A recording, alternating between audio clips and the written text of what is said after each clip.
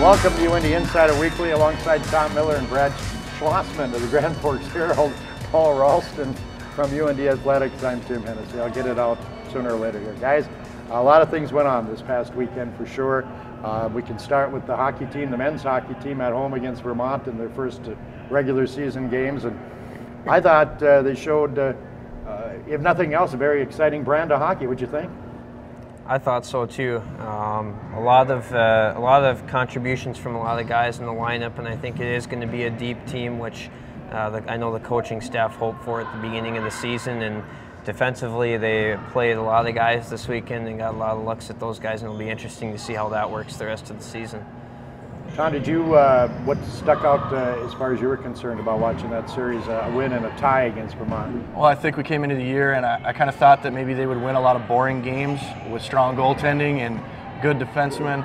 I thought they would struggle to score, and it turns out they had no problem scoring goals, and it's got to be a little bit of an encouraging aspect to Coach Axtell that they were able to get scoring from all over their lineup, like Brad said. I guess my question would be, I know Brendan O'Donnell had kind of a bumpy year last year, and he scores a goal on Friday night, had a couple of pipes on Saturday.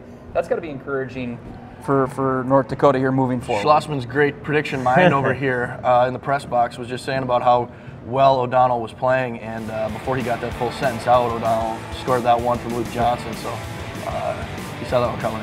I think maybe just as important when you talk about pipes is that Rocco Grimaldi, although he did hit one or two, he still managed to put the puck in the net. He was so snaked at last year that I thought it was real important for him to get out to a fast start. Didn't you think? Yeah, he actually hit 3 posts the opening weekend, but he did get the 2 goals, and his line looked really good with Drake Kajula and Adam Tambellini. That's going to be an exciting line to watch this season.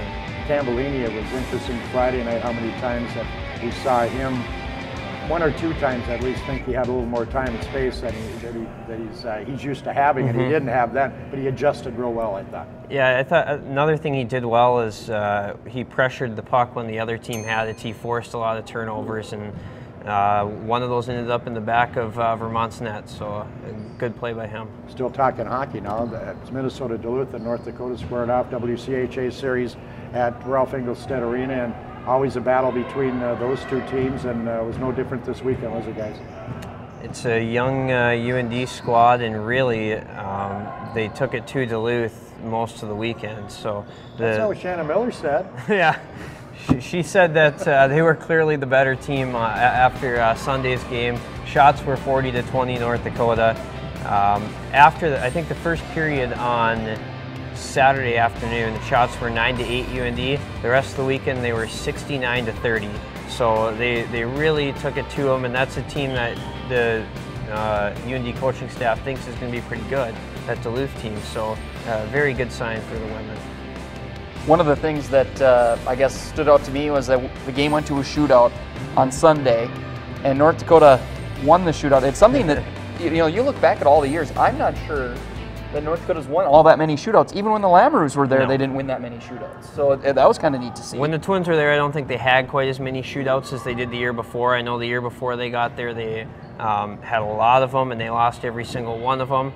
I can only remember one offhand that they won, and that was against Wisconsin. So definitely a relief for them to finally win a shootout. Well, that says a lot about the goaltending in the women's WCHA, though, doesn't it? I mean, there's fabulous world elite class goaltenders throughout that league, isn't it? There has been for several years, and this year is no different. I think Alex Rigsby of Wisconsin is a girl who everyone thought was going to be on the Olympic team this year, and she's not. So she's back. Minnesota's new goalie, so far so good for her.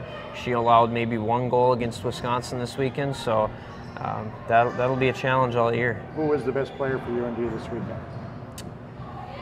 Michelle Karvinen, hands down. She was the best player on the ice. The one that maybe, besides the obvious Michelle Karvinen, Grayson Hershey was really, really good from the back end, and I think her and Hallie Krzyzaniak are 2 of the best they've had back there. Well, the UND volleyball team came off the road with a couple of wins on the road, and they were home for Eastern Washington last Thursday, and then Portland State on Saturday afternoon. And Paul, I know you were there for both of those, and the Eastern Washington game kind of went as they expected it to go. Portland State, the defending champion, and North Dakota had a big challenge ahead of them there at a noon start at the Betty right behind us here. And they took care of business, but not in the usual fashion, huh? Well, you know, you get it to match point in game 3, and then you lose game 3, and there goes momentum in an instant, you know, in a flash. You think you're going to close them out in 3 straight sets. It doesn't happen. I look at it from the standpoint of, in a game like that where you're playing a very talented squad, a very confident squad, any way you can dig out a match win and give yourself that much more of a gap in the conference standings is huge for Coach Hardy and his squad. You know, Portland State, it's an offensive team. You know, they got it clicking there. They started feeling confident, and North Dakota had to really grind it out, and they kind of relied on their anchors, I guess. Barlick and Munkeby, you know, late in that set in game 5 against Portland State. What a big win. What a big momentum boost going into a big road couple of matches here coming up this weekend. How can this team be no higher than 105th in the country now? Yeah, What's up with this? And a few losses early in the year that it's going to be hard to make back any of that ground when you're just playing in conference now. But you know, pretty encouraging for that squad to win some of these matches that go 5 sets, because that was a struggle last year. And the way they've done it against Northern Colorado and Portland State, kind of dramatic fashion a little bit. You know, it's got to be good to see that kind of jump from year to year there. They're getting the production, obviously. We talk about Barlick and Munkeby all the time, but they're getting some behind that, aren't they, Paul? They are. They're getting Piaski and Robinson. I think Robinson and Piaski struggled a little bit on Thursday night against Eastern Washington, but they're such good outside hitters, you know, and that's the thing about this team right now, is that there's so many players that can make contributions. If they have an off night, they can usually survive it, and it showed here this weekend against Eastern Washington and Portland State. Southern Utah and Northern Arizona are up next for the UND women's volleyball team.